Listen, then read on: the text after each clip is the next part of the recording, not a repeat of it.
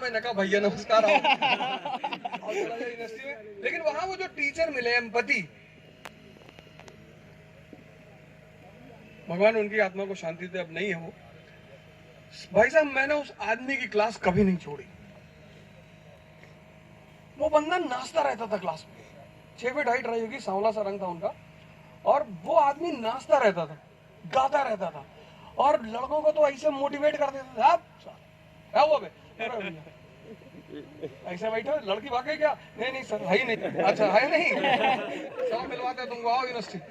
तो उनसे मैंने कुछ चीजें देखी कि उनकी पूरी क्लास भरी होती थी। एक साहब फिजिक्स पढ़ाते थे, मैं नाम नहीं लूंगा उनका। कभी किसी का नाम अगर तुम बढ़ा नहीं सकते हो तो उसको बदनामी मत दो, चाहे उसने तुम्हारा जितना भी नुकसान किया हो। कुछ चीजें मत किया करो। तो वो बोलते थे क्लास में आते ही पहले दिन बोले, हमारी कॉपी जो नहीं लाएगा उसको मैं मारूंगा। काय मारोगे? हाँ, अब्बा नहीं मारा जीवन में, तुम काय मारो? तो दूसरे दिन गए तो वो कॉपी बोले हमारी कॉपी लाओ। तो वही 4 लोग जो पढ़ने वाले हाथ उठाए कि गुरु जी हम तो नहीं लाए। कहे तो प्रसाद मिलेगा। हम लोग उठे होंगे, जा रहे हैं। कह रहे ऐसे कैसे जा रहे हो? प्रसाद लेके जाओ। हमने अपने बच्चे को देना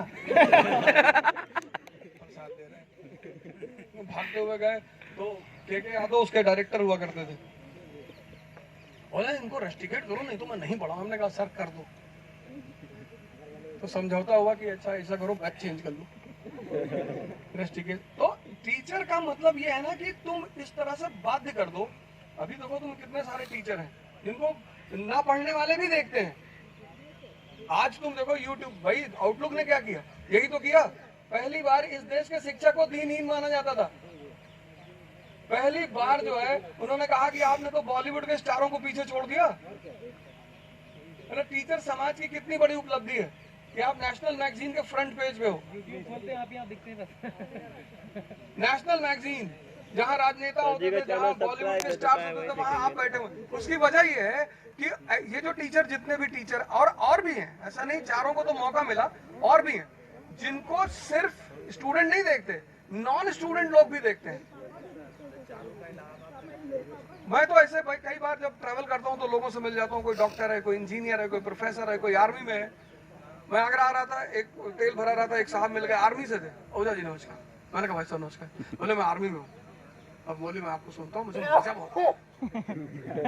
तो मैंने फिर उनको तुरंत धन्यवाद दिया। और तो ये जो है ये उपलब्धि है हम लोगों की। तो ऐसा नहीं है। और एक जिस बहुत सारे आप, अब तो सबसे बड़ा तुम्हारे साथ सुविधा क्या है? इकोनॉमी नहीं समझ में आई है तो फ्री के लेक्चर्स पढ़े हुए किसी टीचर के। ज्योग्राफी नहीं समझ में आई है, फ्री के लेक्चर्स पढ़े। पढ़ने का तरीका सीखो। तो सभी में तुमसे कि स्प्लिट किस कमीशन की वजह से हुआ था, तो तुम में से कोई ना बता पाएगा, चाहे 5 साल से तैयारी कर रहे होगे। अब मैं पूछ लूं कि सूरत की जो स्प्लिट हुआ था, सूरत विभाजन, वो किस कमीशन की वजह से हुआ था, कोई नहीं बता पाएगा यहाँ जितने लोग खड़े हो। यही तुम्हारी कमी है, इसीलिए तो तुम डिपेंडेंट होते चले गए। 1905 में सूरत स्प्लिट हुआ ना, सूरत विभाजन, किस कमीशन की वजह से हुआ?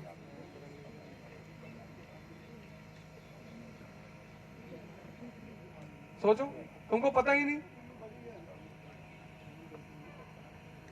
तभी तो तुमको भड़काना आसान है। क्यों भी कहानी लिख के यूट्यूब पे फॉरवर्ड करते जाओ, इसको आगे बढ़ाते रहो। समाज का मामला है, हमारी जाति का मामला है, हमारी धर्म का मामला है, तुमको कुछ पता ही नहीं।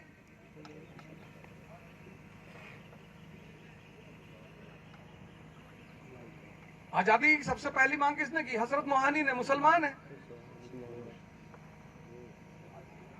घर में लड़ाई नहीं होती, भाई भाई में नहीं होती, तो भाई से कह दो कि तू पाकिस्तान चला जाओ। लड़ाइयां तो सब जगह होती है।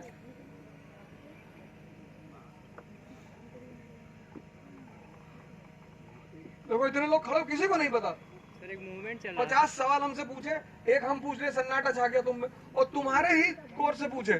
सर एक मूवमेंट चल रहा था बंगाल में है? सर एक मूवमेंट चल रहा था बंगाल में, अंग्रेजों ने उसी को ब्रेक करने के लिए विभाजन का कार्य लाया। कौन सी कमीशन था जिस कमीशन में विभाजन कराया? 1902 में लाए थे, एग्जैक्ट अभी याद नहीं है। कौन सी संस्था थी जिसने मूवमेंट को सबसे ज्यादा बढ़ाया बंगाल में? कौन सी बंगाल की संस्था थी जो स्वदेशी आंदोलन की रीढ़ की हड्डी बन गई?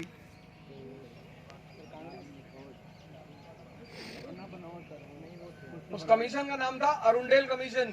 1905 में बंगाल विभाजन को रिव्यू करने के लिए बनाई गई थी। जब वो कमीशन बनाई गई तब मॉडरेट लीडरों ने कहा, बुजुर्गों ने, कि देखा हमने आवाज उठाई, सरकार ने हमारी बात सुनी है, तो अब आंदोलन को रोक देंगे।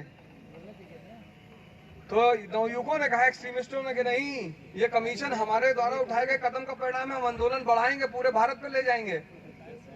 वहीं पे तो मतभेद पैदा हो गया।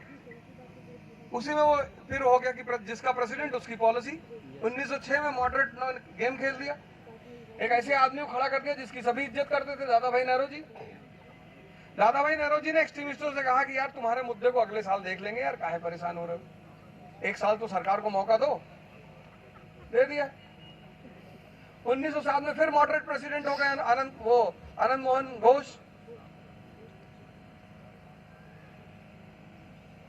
ये सब रटने की बात थोड़ी है। कौन सा ऑर्गेनाइजेशन था जो स्पाइन बना स्वदेशी मूवमेंट की? स्वदेश बांधव समिति। बड़ा फेमस आदमी है वो, क्या नाम है उसके संस्थापक का?